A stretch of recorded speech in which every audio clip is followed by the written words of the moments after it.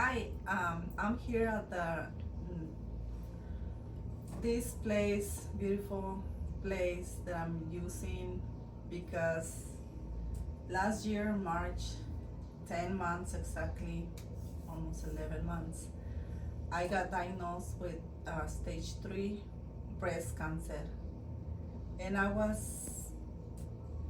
I have so much fear at first when they told me back in March the 13th.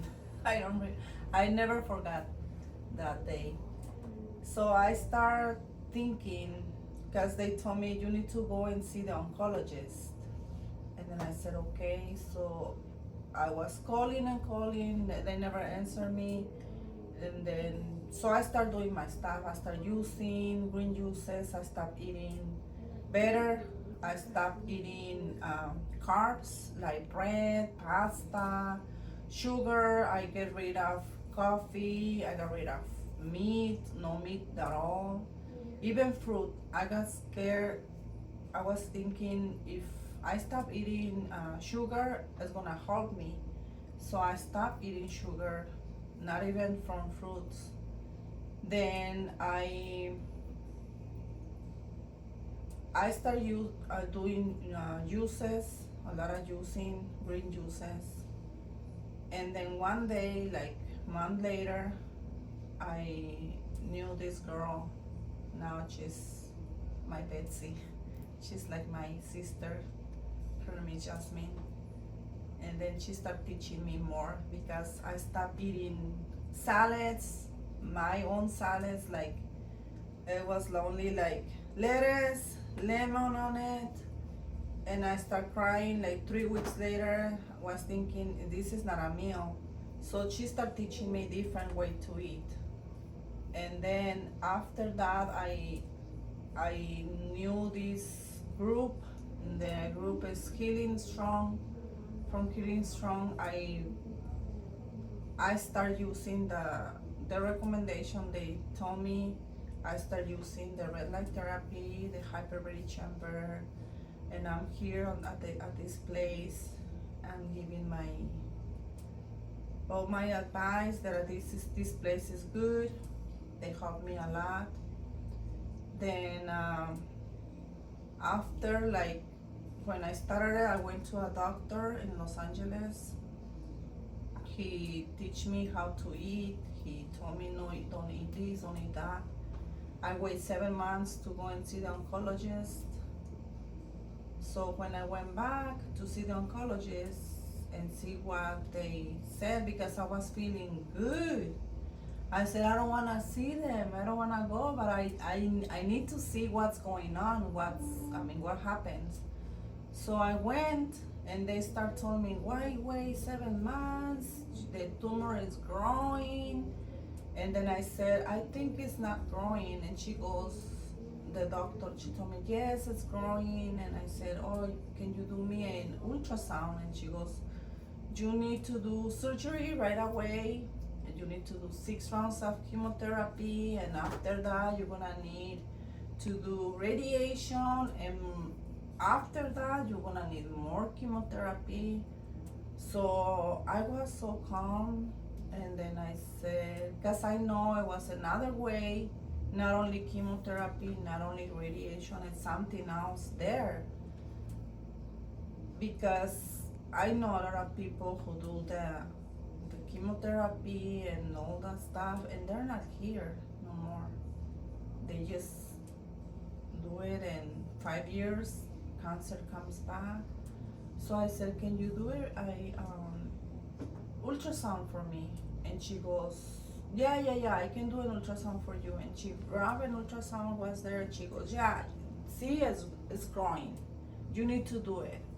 And then I said, oh, can you do me a real ultrasound? And she goes, okay, I'm gonna give you the paper. They do it. The lady who did, because they don't know that my papers, I went to another hospital, and this hospital, they don't know the measurement of the tumor. And I know it was getting smaller because you know your body. Then they do an ultrasound, and the lady who was doing the ultrasound, she goes, Then she went and bring the radiologist inside the room, and then he goes like that. So I got interested. I said, "What's going on?" And she goes, "Oh, everything is fine." But she asked the radiologist, "How can I measure this?" And then he goes, "Just measure all together." And then I go like this. So I look at the monitor, and it was in little pieces. The tumor was like in little pieces. But before when they do my first ultrasound, it was big piece. It was like an egg. I remember it was like this size. And then I was using a lot of stuff. Then I was checking myself. It was getting smaller and smaller, and they said it's growing. I said it's not make sense. When I say the monitor, it was in little pieces. So I asked the lady, and then she goes, "You ask the doctor." I said, "Okay." So when I went to the doctor and see the results, she never comes inside the room.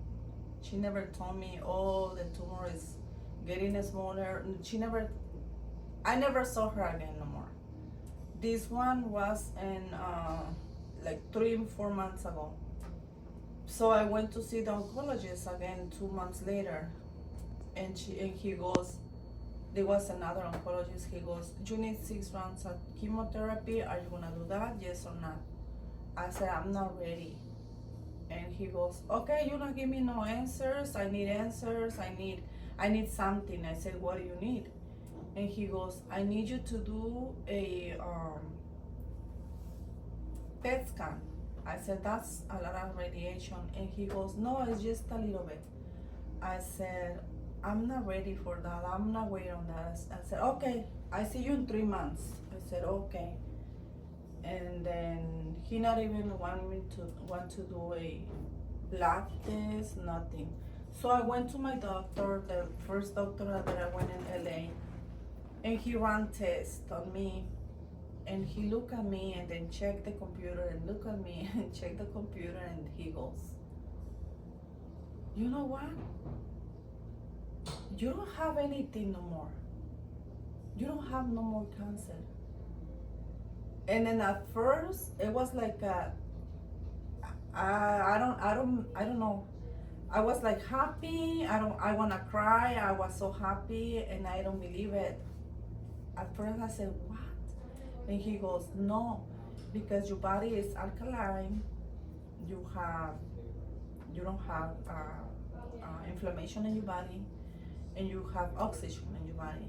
And in a body who has no inflammation, alkaline, and oxygen, no cancer is alive." And then I go, "Really?" And he goes, "Yes, keep doing what you're doing." I said, "Okay."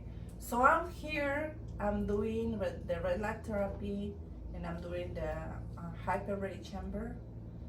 And yes, I'm very happy because in 10 months, they already told me I'm free of cancer. That's my story. Thank you. And if you wanna come here, or you're gonna enjoy the Healing Strong, we in Rancho Cucamonga, and the hyperbaric chamber that I'm using is here in Placencia. You are welcome to come and see the amazing people is here. Maybe I'm here one day if you come. Thank you.